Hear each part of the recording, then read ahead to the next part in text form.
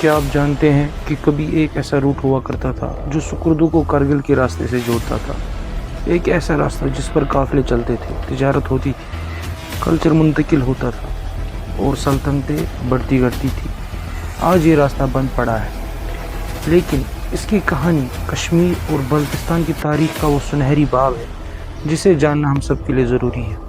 آئیے چلتے ہیں اس تاریخی سلک روٹ پر جو آج ماضی کا قصہ بن چکا ہے۔ یہ راستہ قدیم زمانے سے موجود تھا۔ سکردو، کرگل، دراس، زنسکار اور پھر سری نگر تک یہ راہداریاں مختلف قوموں کے قافلوں، زائرین، فقیر، سیاح اور سوداگر استعمال کرتے تھے۔ یہ راستہ دریائے سندھ کے ساتھ چلتا تھا۔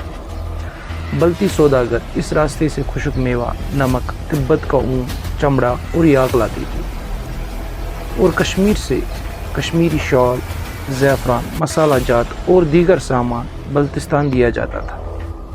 جب مہاراجہ گلاب سنگھ نے گلگت بلتستان کو فتح کیا تو انہوں نے اس راستے کی اہمیت کو سمجھا۔ انہوں نے سڑکوں کی تعمیر شروع کی تاکہ فوجی سفر کو آسان بنایا جا سکے اور تجارتی گزرگاہ قائم رہے۔ 1846 میں بلتستان پر قبضے کے بعد فوج اس روٹ سے چل کر کرگل اور لیہ تک پہنچتی۔ دریا زوجلا پر چوکیاں قائم کی گئی، پاسپورٹ اور ٹیکس چوکیاں بھی قائم ہوئیں تاکہ تجارت سے آمدنی ہو۔ یہ صرف تجارتی راستہ نہیں تھا بلکہ بلتستان اور کشمیر کے درمیان ثقافتی اور مذہبی روابطیں بھی اسی راستے سے پھلے پھولے۔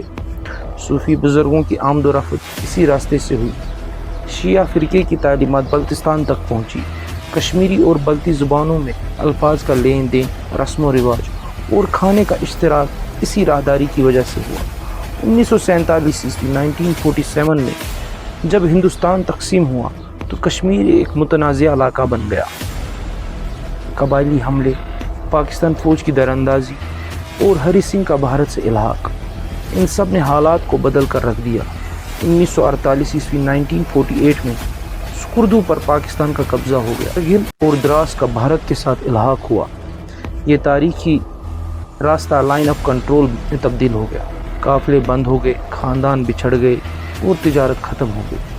جب یہ روٹ بند ہوا تو سب سے زیادہ نقصان عام لوگوں کو ہوا۔ کرگل اور سکردو کے درمیان کہیں رشتہ دار، خاندان تقسیم ہو گئے۔